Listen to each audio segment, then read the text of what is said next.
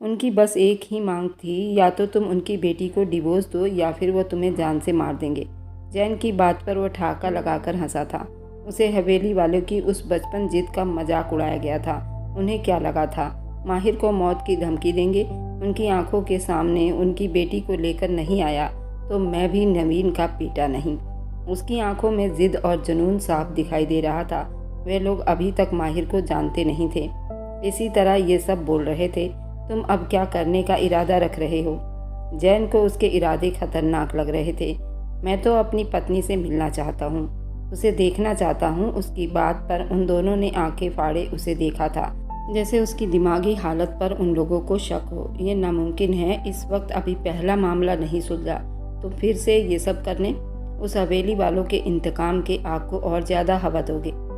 माहिर ने चिंतन के बेटे यथार्थ की अच्छी खासी धुलाई की थी, जिसकी वजह से वे लोग अच्छा खासा गुस्सा भी थे। बहुत नुकसान हो सकता है माहिर। जैन साहब अपनी जगह से आगे होते बड़ी फिक्रमंदी से बोले थे। क्यों? अब अगर माहिर ने कोई बात कही थी तो वह ऐसा करने का इरादा भी रखता होगा, इसलिए जैन साहब का इतने घबराहट का शिकार होना जरूरी था। मैं नहीं डरता उन हवेली वालों के धमकियों से। आप ही उनके डर को अपने अंदर समाकर बैठे हो। मैं कभी भी उनके धमकियों में नहीं आने वाला। अब माहिर अपनी जगह से उठता हुआ विंडो के सामने आकर खड़ा हुआ था, जहां डूबता हुआ सूरज का नज़ारा बहुत ही खूबसूरत दिखाई दे रहा था। वह नाजुक सी लड़की जिस कैद खाने में बंद थी, वहां ना तो सूरज को उगते देखा जा सकता था, ना ही डूबते देखा जा सकता था, और ना ही वह रोशनी को देख सकती थी। ये भला कैसी जिंदगी थी? माहिर की कनपटी के नस फट रहे थे। अपनी पत्नी को ऐसी जगह पर और ज़्यादा रहने नहीं दे सकता था। उसे जल्द से जल्द कुछ करना था, मगर अभी तो उसका दिल उस खूबसूरत हसीना को मिलने को बेताब था। माहिर ने कभी अपनी किसी इच्छा को दबाया नहीं था।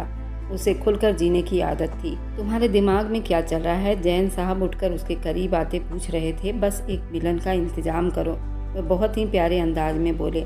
अच्छा, और फिर तुम्हारे ससुर जी का क्या होगा? वह मान जाएंगे? फूलों का हार से तुम्हारा स्वागत करेंगे? अगर मैं ये कहूँ कि वो क्या पूरी हवेली मेरी स्वागत करेगी तो? वह आश्चर्य भरे शब्दों में बोला था।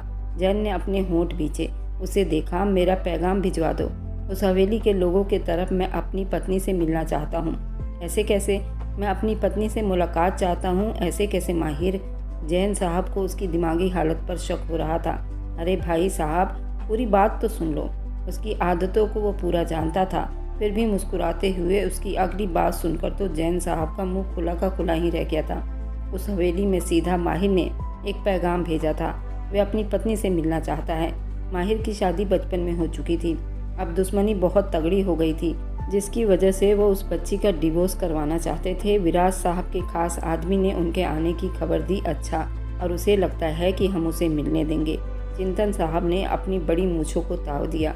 उन्होंने कहा कि वह आपकी बेटी को डिवोर्स की बात मानने को तैयार नहीं।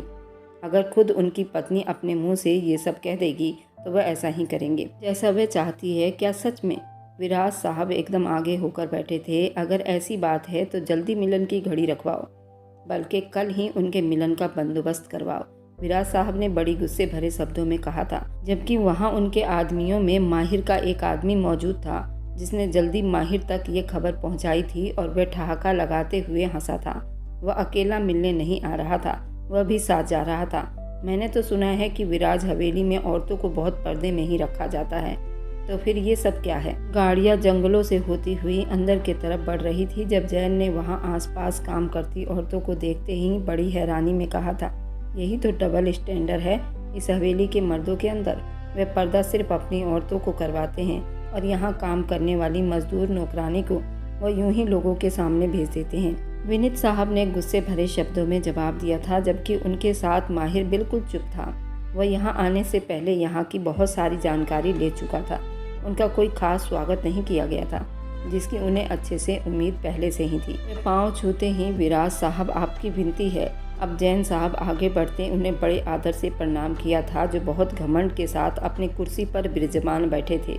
सबसे आखिर में खड़े माहिर को देख रहे थे, जिसकी पर्सनैलिटी से उन समेत वहाँ बैठा हर आदमी उसे देखता ही रह गया था।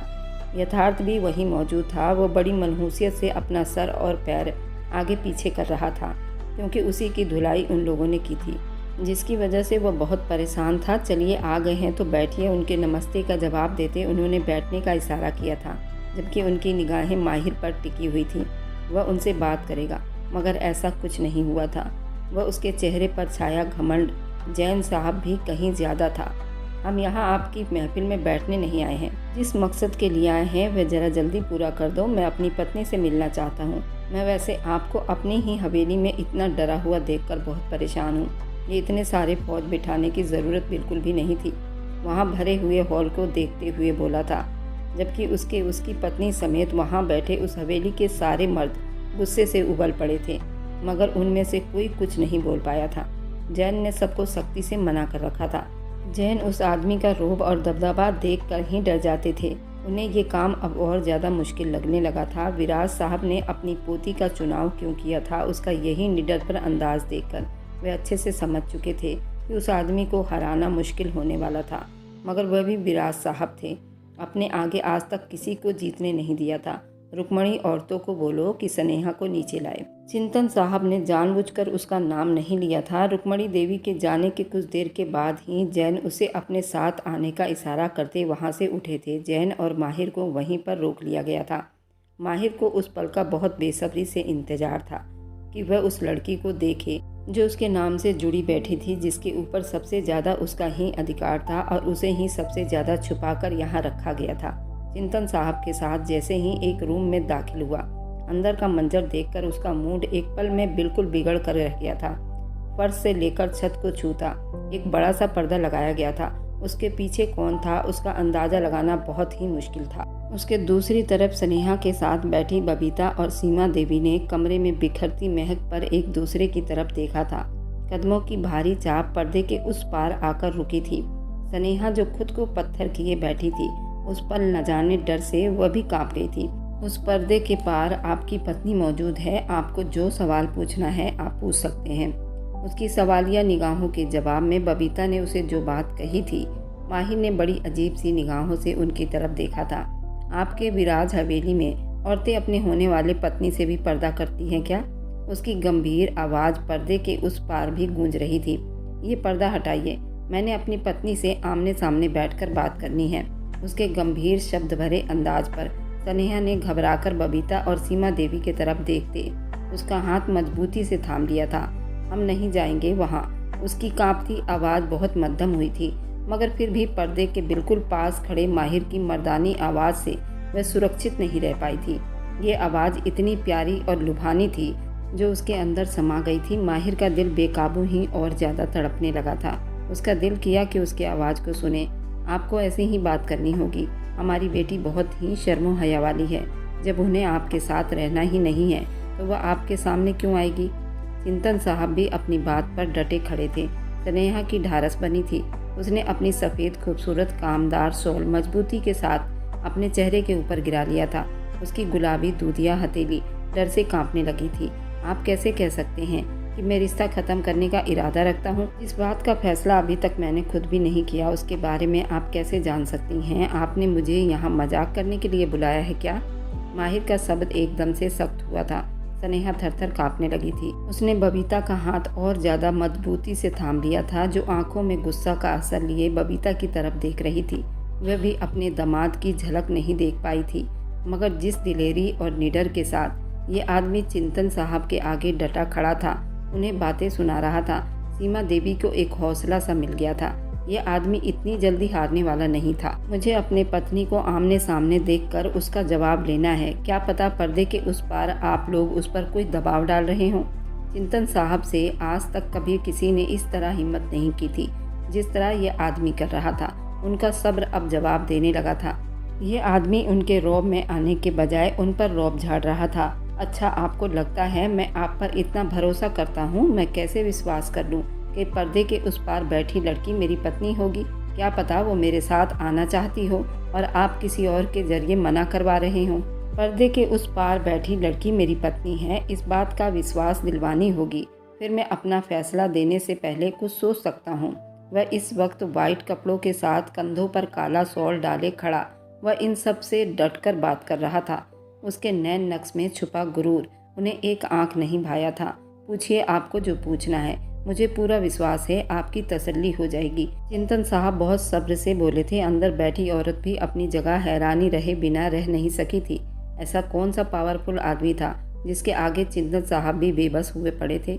मुझे नाम जानना है आपका, माहिर ने पर्दे को सर्द निगाहों से घूरते अपने गंभीर शब्दों में पूछा था। वह पर्दे के उस पार खड़ा था, मगर स्नेहा को पसीने ऐसे छूट रहे थे जैसे उसके सामने खड़ा हो उसने अब तक अपने पापा और ताऊ और भाइयों से बात की थी। उसकी हालत कभी भी ऐसी नहीं हुई थी, मगर उस वक्त उस आदमी का सीधा खुद से बात करना उसकी हालत बहुत बुरी कर गया था। हमारा नाम स्नेहा चिंतन है। बहुत टाइम के बाद कांपता हुआ शब्द माहिर के कानों से टकराया था। उसे घूमने फिरने का बहुत शौक था। वह दुनिया के हर देश के कोने में गया हुआ था।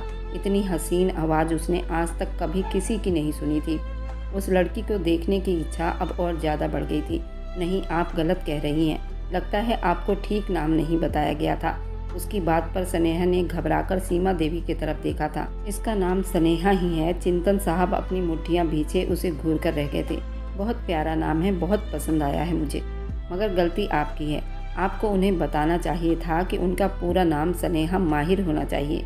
उसकी बात सुनते स्नेहा के चेहरे पर नागवारी असर उभरे थे। से ये आदमी अपने पापा से ऐसी बात करता बहुत बुरा लग रहा था। चिंतन साहब उस वक्त यही चाहते थे, वे उनकी बेटी को डिवोर्स देकर यहाँ से चला जाए, इसलिए वो बहुत ही विश्वास के साथ बोल रहे थे।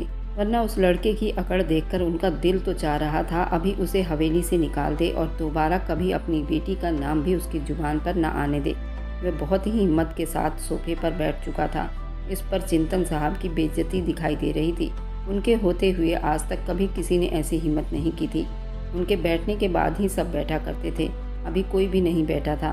मुझे बारीकी से बात करनी है अपनी पत्नी से। वह जानबूझकर बार बार पत्नी शब्द पर जोर दे रहा था। हमारा नाम स्नेहा चिंतन ही है। वह दूसरी तरफ से स्नेहा की गुस्से से भरी आवाज़ उसकी कानों से टकराई थी। कुछ पल के लिए उसके होंठों पर मुस्कुराहट बिखर गई थी। क्या उस लड़की का गुस्सा था? उसका बस नहीं चल रहा था। अभी पर्दा हटाकर उसे खींचकर अपने सामने लेकर आए।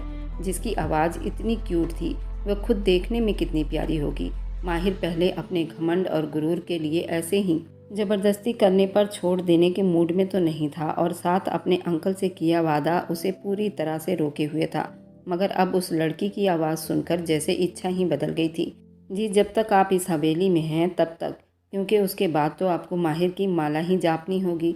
वह आदमी बिना आसपास मौजूद लोगों का ख्याल किए बिना बोलता स्नेहा को सर से पैर तक लाल कर गया था। हमें उनसे बात ही नहीं करनी, मुंह बनाती अपनी जगह से उठी थी। उसके हिलने पर उसके दाएं पैर में पहनी हुई पायल की झनकार माहिर के कानों में गूंजी थी। उसे अब एक और अजीब एहसास ने घेर लिया था। उसकी आंखों की मुस्कान गहरी हुई थी। वह उसके नाराजगी भरे शब्द सुन चुका था। पहले ये तो साबित कर दो कि आप ही हमारी पत्नी हैं। वे अचानक बोलता उसके कदम रुक गए। हाँ, हम ही आपकी पत्नी हैं। फिर से वही कांपती आवाज़ उसकी कानों से टकराई थी। वह अपने दांतों तले होठों को दबाकर मुस्कुरा गया था। मुझे विश्वास दिलवाइए, वह सख्त शब्दों में बोला था, जबकि उसकी खूबसूरत भूरी निगाहें गुस्से में और ज़्यादा हसीन बन रही थी। हम कैसे विश्वास दिलाएं? वह नाराज़गी भरी निगाहों में माँ को देखते गुस्से से बोली थी। वह यहाँ से जाना चाहती थी। सीमा देवी ने उसे ज़बरदस्ती वापस बिठाया था। उसकी हल्की सी तेज होती आवाज़ पर माहिर उसके गुस्से की हद देखता बहुत मुश्किल से अपना ठहाका रोक पाया था। उसके सोच में उस नाजुक सी लड़की का बहुत खूबसूरत सा चेहरा छप चुका था। सामने आइए मेरे, उसकी गंभीर भारी आवाज़ पर एकदम बोझल हुई थी। स्नेहा का दिल जोर से धड़क उठा था। वह कुछ नहीं बोली थी। उसका पूरा जिस्म डर से कांप चुका था। अगर उसे अपनी माँ और मौसी का सहारा न होता तो वह अब तक पीछे गिर चुकी होती। आपने ये मजाक करने के लिए मुझे यहाँ बुलाया था? आपको क्या लगा था उसे ऐसी बेहुदा हरकत के बाद मैं आपकी बेटी से ये पवित्र शादी का बंधन ख़त्म कर दूंगा? भूल है आपकी। अब अगर आपको मुझसे रिश्ता ख़त्म करना है तो मेरे दरवाजे पर आना होगा, तभी इस समस्या का हल निकलेगा। अब की बार मैं यहाँ नहीं आऊँगा। आपकी बेटी को खुद चलकर मेरे पास आना होगा। तब तक के लिए मैं जा रहा हूँ। वह अपनी बात पूरी ना होती महसूस करता। अब की बार अपनी बात बहुत गंभीरता और दो टूक अंदाज में कहा और वहाँ से निकल आया था, जबकि चिंतन साहब समेत वहाँ मौजूद सभी के चेहरे पर हैरानी के असर थे। वह बाहर आता, लंबे लंबे टेक भरता, बाहर निकलता तो जैन साहब भी वहाँ मौजूद सब लोगों को एक निगाह देखते उसके पीछे ही बाहर निकले। उस वक्त माहिर का चेहरा इस तरह चुप था कि ना ही जैन से कुछ पूछा, ना ही विनीत साहब ने कुछ कहा। इधर बहुत हलचल मची हुई थी। हद हो गई। उसकी इतनी हिम्मत कि वो हमारे हवेली में ही हमें ललकार कर जाएगा। जी चाहता है सीधा मौत के घाट उतार दूं उसे। यथार्थ गुस्से में आता दहाड़ा था।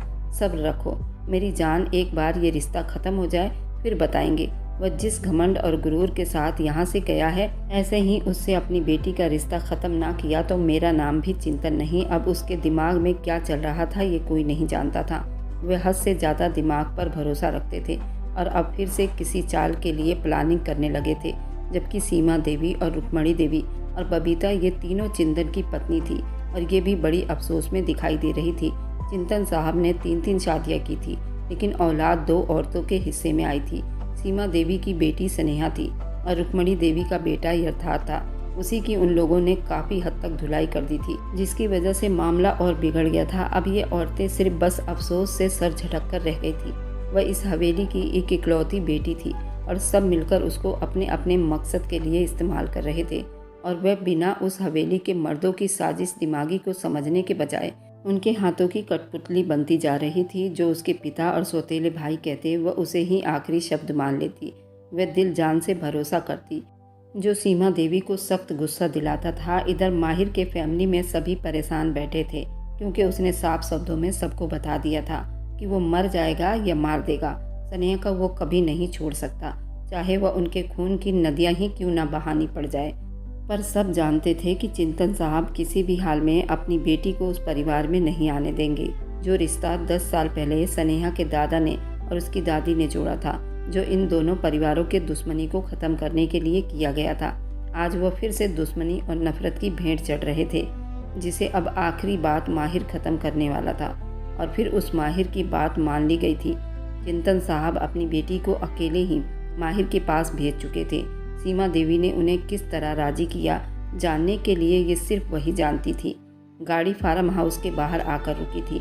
अंदर चलिए माहिर पहले से मौजूद उसका इंतज़ार कर रहा था। एक ही नज़र में उसका भरपूर दीदार कर चुका था। वह पूरा खुद को सर से पांव तक ढक रखी थी। वह एक नज़र उसे देखता, बड़ी गंभीर शब्दों में बोलता। स्नेहा ने गहरी सांस भरते हिम्मत बांधे अंदर की तरफ कदम बढ़ा दी थी। तुम जा सकते हो, विराज साहब ने कहा था। यहीं रुकना है। ड्राइवर सर झुकाए धीरे से कहा। ये मेरा घर है और यहाँ के फैसले मैं खुद ही करता हूँ। तुम जा सकते हो। अब की बार ठंडे शब्दों में सीधी बात की थी। ड्राइवर चुप्पी से बाहर निकल गया था, जबकि वह आज अपनी पत्नी के आमने सामने होने के ख्याल से दिल को अपनी मामूली के रफ्तार से धड़कता हुआ महसूस कर रहा था। अंदर जाने के बजाय वह फ़ोन अपने ससुर को मिला गया था। माहिर बात कर रहा हूँ। विराज साहब आपका बहुत बहुत धन्यवाद मेरी पत्नी को सुरक्षा से मुझ तक पहुँचाने का। वह अपने पति के साथ इस वक्त बिल्कुल सुरक्षित है। आपको उनके लिए फ़िक्रमंद होने की बिल्कुल भी ज़रूरत नहीं। इस वक्त वह उस इंसान के पास है जो इस दुनिया में उस पर सबसे ज़्यादा अधिकार रखता है।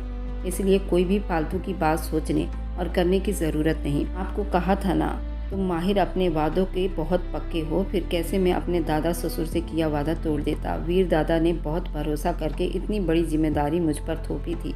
आपकी बात मानकर उस महान हस्ती को परेशानी नहीं पहुंचा सकता हूं। मेरी ये छोटी सी आपके साथ लड़ाई होगी। इतना वक्त आपने मेरी पत्नी को अपने पास रखा, मुझे उनसे मिलने तक ना दिया। अब मैं अपनी पत्नी बनाकर कुछ वक्त अपने पास रखना चाहता हूँ। हाँ, मगर वादा अभी भी वही है कि मेरा आखिरी शब्द वही होगा जो आपकी बेटी चाहेगी।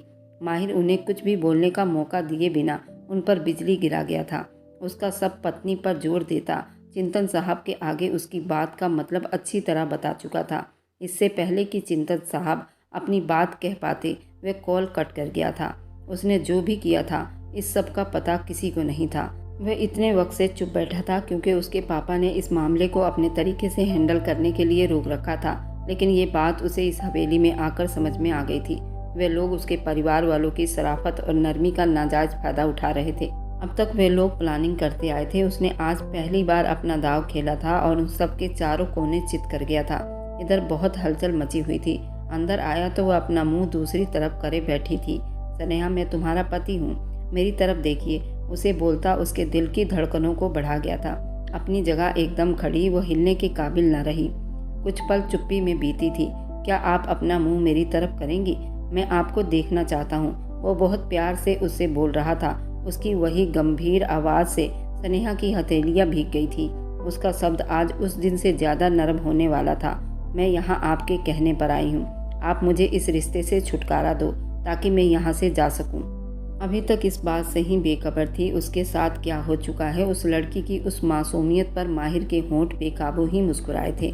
वही कांपता हुआ शब्द उसे शर्मा कर रख दिया था। पिछले कुछ दिनों में उसके शब्दों को बहुत मिस किया गया था। ये लड़की उसकी थी और उसी के पास आना था। अगर मैं आपकी मांग पूरी ना करूं तो मैं हमेशा के लिए आपको यहाँ रख लूं तो क्या करोगी? वह अभी अपने फैसले पर डटा खड़ा था। उसकी पीठ को घूर रहा था। वह तो अभी बहुत कांप रही थी। माहिर उस लड़की को देखने के लिए बेताब था। आप ऐसा नहीं कर सकते। मैं अपने पापा के आगे आपकी शिकायत करूंगी। उसे अपने पापा के आगे कुछ नहीं सोचता था। माहिर इस नाम को और ज़्यादा सुनने की इच्छा नहीं कर रहा था। ये लड़की बुरी तरह से अपने पापा की बातों में आ गई थी। उसे देखकर अच्छे से पता चल रहा था जिसकी हर बात में ही उसके पिता का नाम आता। ये बात माहिर को बहुत गुस्सा दिला रही थी। आप इस वक्त अपने पिता के घर में खड़ी हो जहाँ सिर्फ माहिर की इजाज़त होती है। यहाँ ना तो आपके पापा आ सकते हैं और ना ही उनकी सुनी जाएगी। मैं आपको आपके पापा से छीन कर यहाँ लेकर आया हूँ। वह बारीकी से बताता स्नेहा के होश उड़ा गया था। उसे तो यही लगा था कि वह कुछ देर के लिए यहाँ भेजी गई थी। मगर ये आदमी क्या बोल रहा था? आप क्या कह रहे हैं? मुझे कुछ समझ नहीं आ रहा। आप ड्राइवर को बुलाइए, मैं यहाँ से जाना चाहती हूँ। उसके अंदर छुपा डर माहिर के होंठों पर मुस्कुराहट गहरी कर गया था। आप मुझसे इतनी डर क्यों रही हैं? आपको खा तो नहीं जाऊँगा ना? आप तो मेरी मालकिन हैं, मेरी पत्नी हैं, मैं आपका पति हूँ। हमारी बचपन में शादी हुई है। इसी शादी को तोड़ने के लिए आपके पिता अपनी एड़ी रगड़ चुके हैं। ये अब तुम्हें देखने के बाद बिल्कुल भी मुमकिन नहीं। उसके तरफ कदम बढ़ाता ये सब कुछ बोल गया था। मैं तुम्हारा पति हूँ, आपको देखने का अधिकार है। उसके तरफ कदम बढ़ाता बड़े प्यार से बोल रहा था। वह उस भारी आवाज़ के मालिक को देखने की इच्छा सर चढ़कर बोल चुकी थी। मेरे करीब मत आना। वह मुंह मोड़कर अपने चेहरे को शॉल से ढकने लगी थी। उसे अपनी इज्जत और शर्म हया खतरे में लग रही थी। वह अपनी जगह से आगे बढ़ती दीवार के साथ जाकर खड़ी हुई थी। उसके उठते कदम पर पायल की झनकार माहिर के ध्यान को अपनी तरफ खींचते के साथ उसके दिल में हलचल सी मचा गई थी। मैं तुम्हारा पति हूँ, उसने अपने शब्दों पर जोर दिए थे। कदमों की हरकत नहीं रुकी थी। मैं नहीं मानती, वह गुस्से में बोली थी। आवाज़ में नरमी घुली हुई थी। अब उसे और ज़्यादा प्यारी लग रही थी। फिक्र मत करो, आपका पति सब मनवा लेगा। एक बार अपना दीदार तो करवाओ, इतना जुल्म मत करो। वह उसके पीछे कुछ कदमों के फासले पर आकर रुका था। अगर आपने मेरा पर्दा हटाया तो मैं अपनी जान दे दूंगी, भीगी आंखों में बोली। अपने शब्दों से माहिर का सब्र अजमा गई थी। उस लड़की की मासूम धमकियाँ उसे और ज़्यादा अपनी तरफ खींच रही थी।